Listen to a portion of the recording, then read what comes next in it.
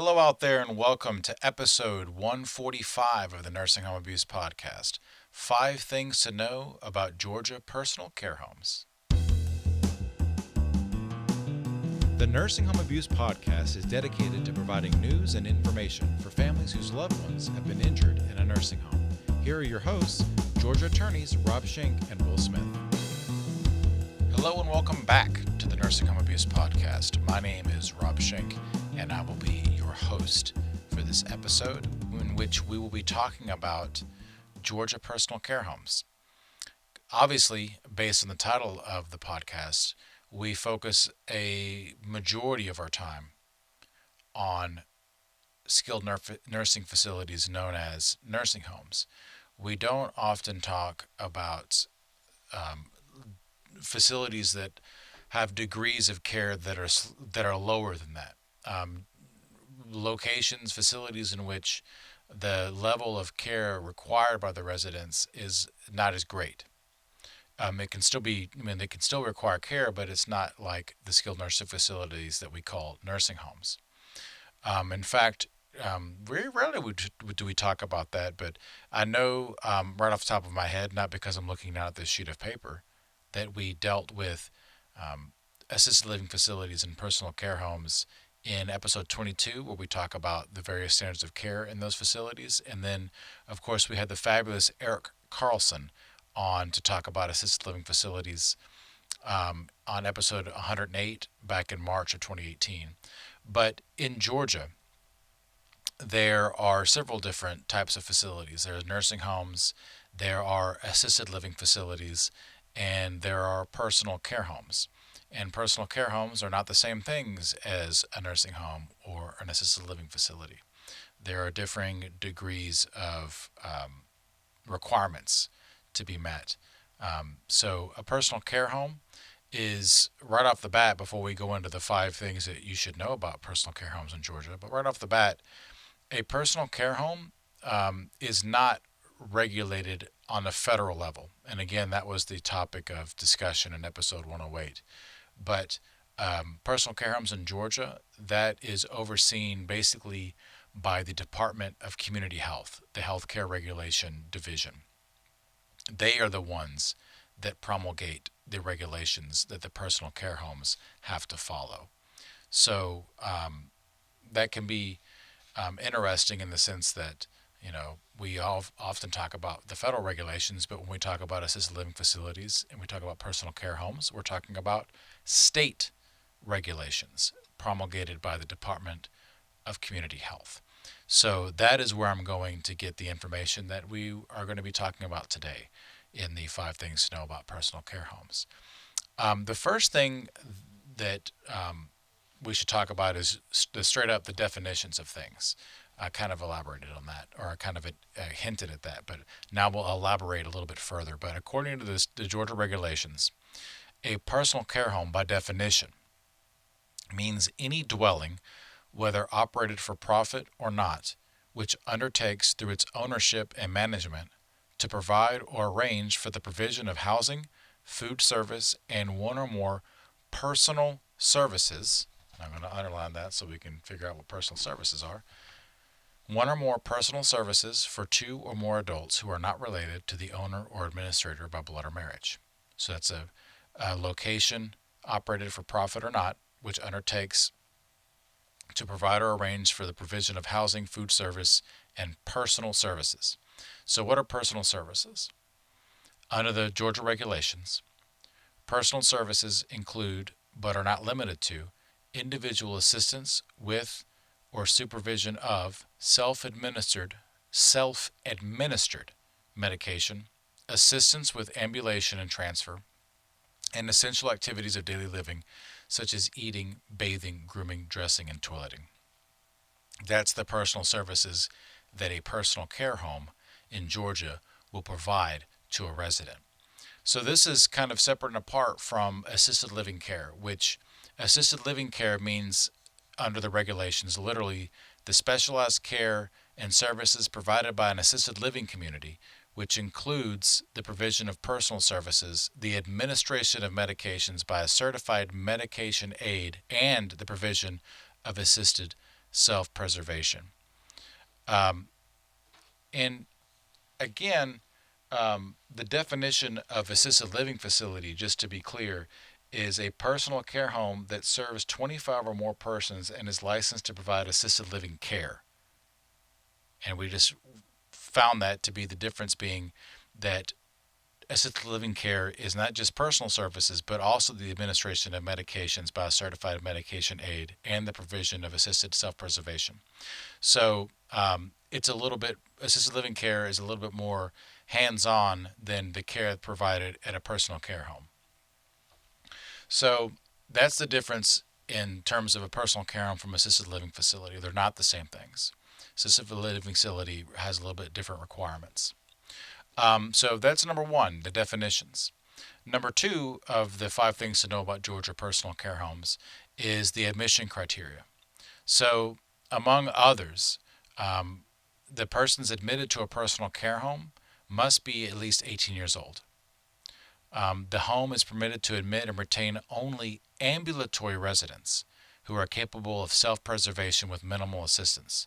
In other words, staff may assist the resident in transferring from sitting or reclining position and provide verbal directions to residents who are able to self propel to the nearest exit. So, what does ambulatory mean? The home is permitted to admit and retain only ambulatory residents. So, what does that mean?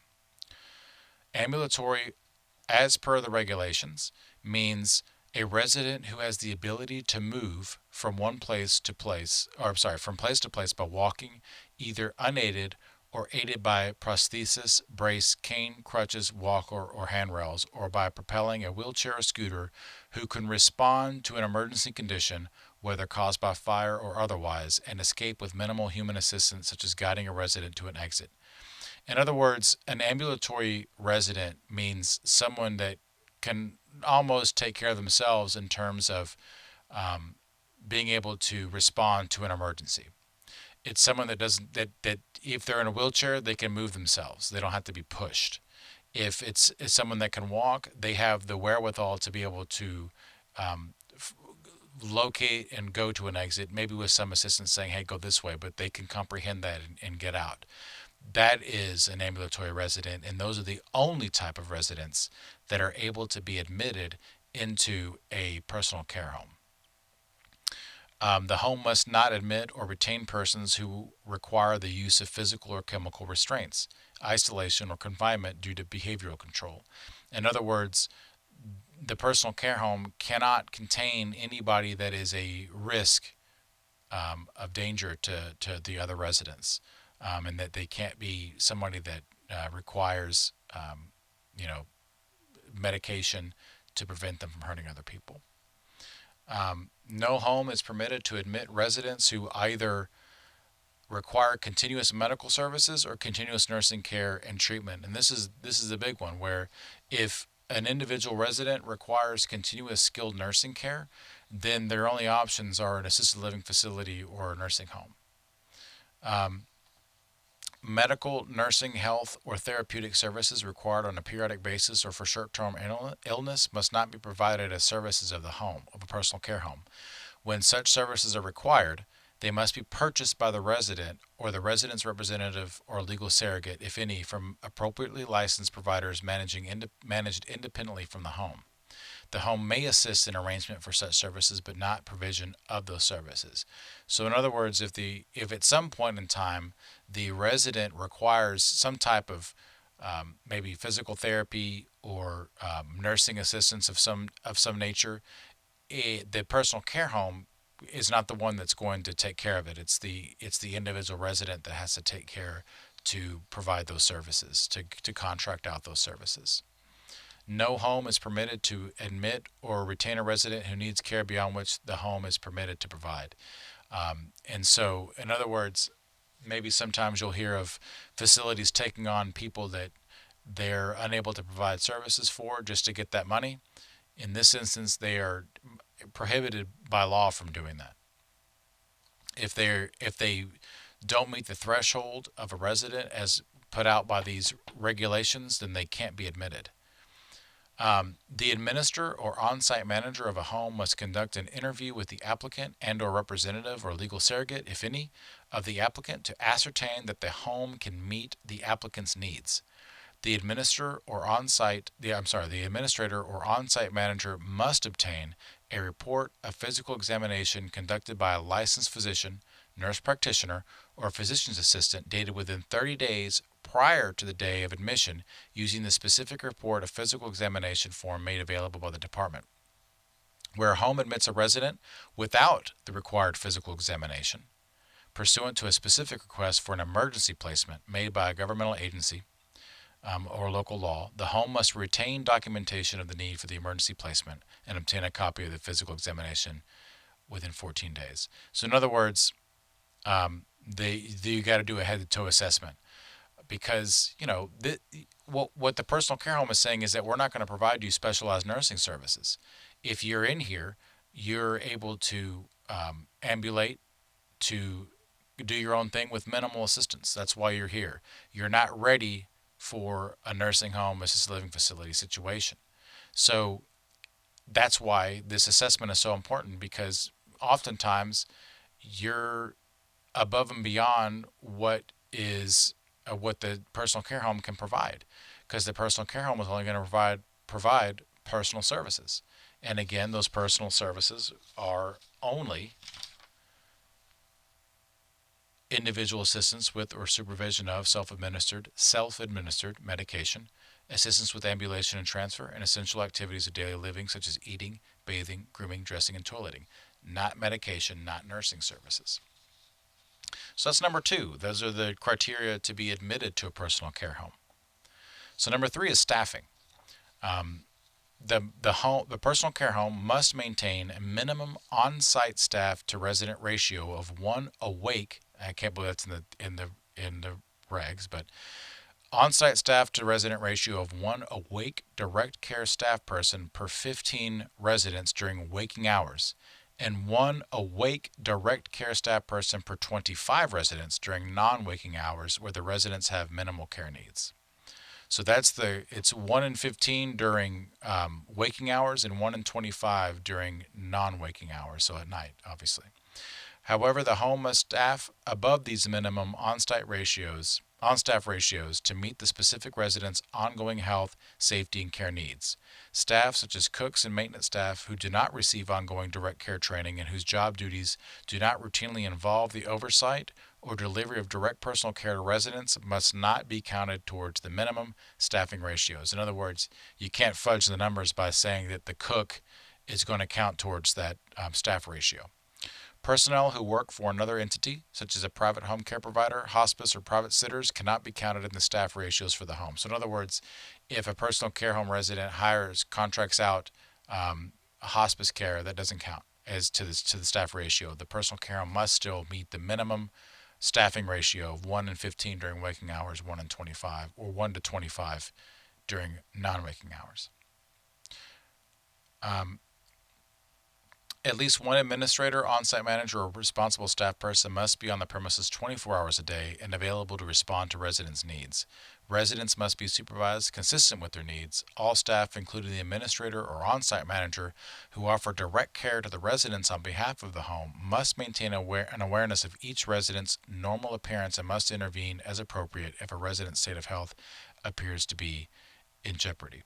So, in other words, they gotta, if Mrs. Johnson has a limp and that's not normal for her to have a limp, then they need to know that. They need to be able to respond to the changing needs of the residents. Sufficient staff time must be provided by the home such that each resident receives treatments, medications, and diet as prescribed, receives proper care to prevent pressure ulcers and contractures, is kept comfortable and clean, is treated with dignity, kindness, consideration, and respect, is protected from avoidable injury and infection, is given prompt, unhurried assistance if she or he requires help with eating, is given assistance if needed with daily hygiene, including baths, is given assistance with transferring when needed. Again, the staff requirements and the staff ratio, again, only go towards the personal services provided by the personal care home, which is generally the assistance with daily living activities, eating, bathing, hygiene, that kind of thing. if your loved one requires more than that, a nurse to provide medicine, a nurse services for administration of different medical treatments, then they're not a candidate for personal care homes. So even though the Georgia the government of Georgia, the Department of Community Health has said these are the staff ratio minimums, be aware of that. That's what the staff is going to be doing. Number four, assessment and care plan. So assessments and care plan must be carried out just like any nursing home, just like any assisted living facility.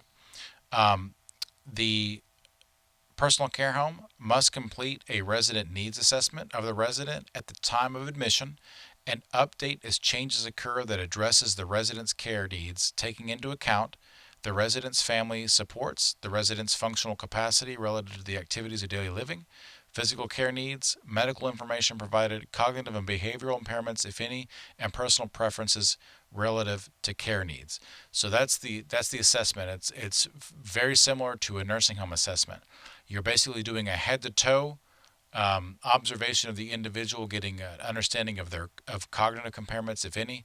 And I would say in this instance, it's to make sure that they're not a candidate for a nursing home rather than a personal care home.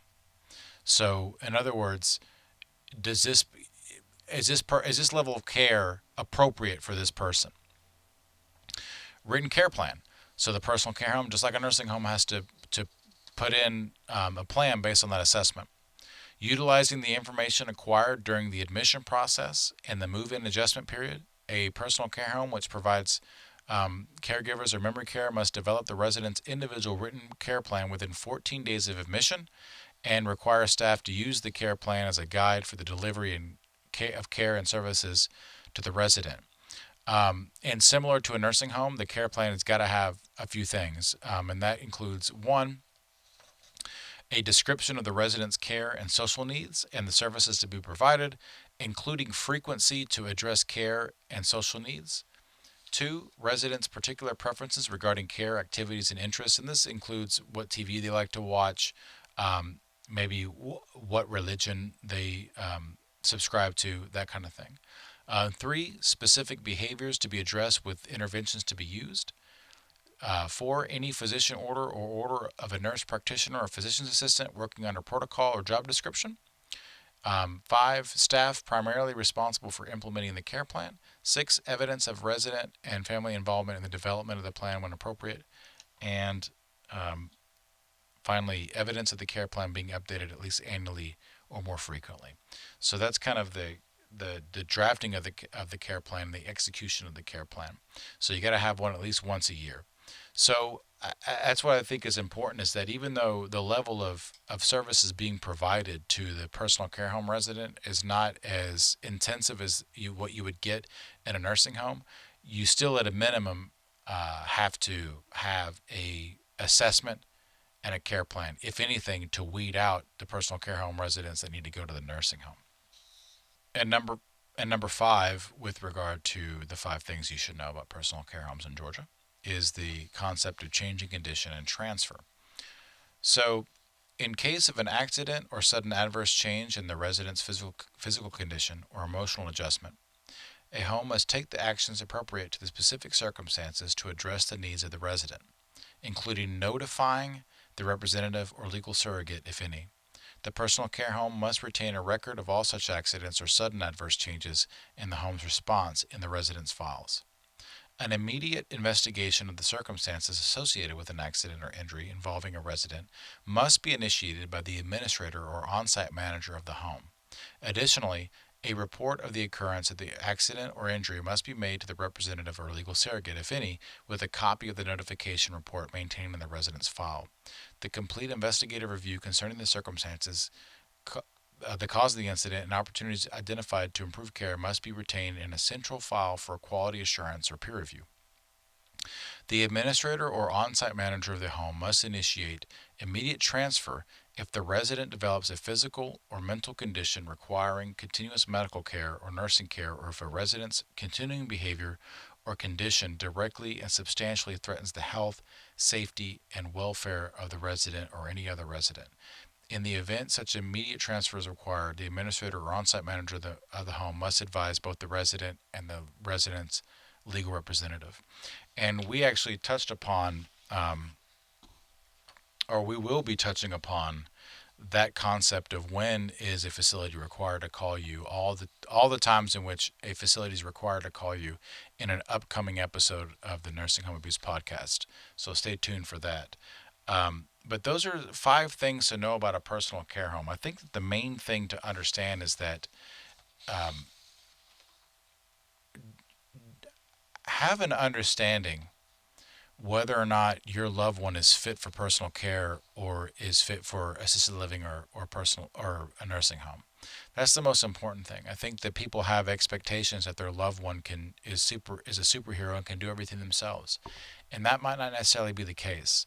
And the best advocate for your loved one is always going to be you. I'm not saying that doctors or nursing home staff don't look out for your people, but you're going to be the number one advocate for your loved one, and you need to see whether or not they qualify for personal care home or if they need to go to assisted living or nursing home. So if you have questions about personal care homes, how they're different than assisted living facilities and how they're different from nursing homes, I would highly recommend that you go check out the Department of Community Health, their website. It lays the groundwork and the regulations out for you to read. And a lot of this, it's counterintuitive that it would be like this, but it's in plain language and it's easy to understand. So going to the Georgia Department of Community Health's website, clicking on the regulations of personal care homes, you can actually go in depth and read it. You can spend, maybe an afternoon reading through the regulations and how it will affect you. Everything from admissions to transfers to who qualifies to be in there, how it's different from the other forms of care for our elder population. So I encourage you to check that out. This would actually conclude this episode of the Nursing Home Abuse Podcast. New episodes every other week, 2 times a month, on Monday mornings for you to check out. There are 2 ways that you can consume every episode. The first way is to watch us online on our YouTube channel or on our website, which is nursinghomeabusepodcast.com, or what did I say, the YouTube already? Yeah, YouTube or the website, nursinghomeabusepodcast.com. I'm losing it. Or wherever you get your podcasts from. I hope that you found this episode informative, even though I read pretty much the whole time through, read regulations to you the whole time, but, I feel like I cherry-picked the most important parts, and I hope that you are better for it, having listened to it. I know I am. So with that, we will see you next time. Thanks for tuning in to the Nursing Home Abuse Podcast. Nothing said on this podcast, either by the host or the guest, should be construed as legal advice, nor is intended to create an attorney-client relationship between the host or their guest and the listener. New episodes are available every Monday on Spotify, iTunes, Stitcher, or on your favorite podcast app, as well as on YouTube and our website, nursinghomeabusepodcast.com. Again, that's nursinghomeabusepodcast.com. See you next time.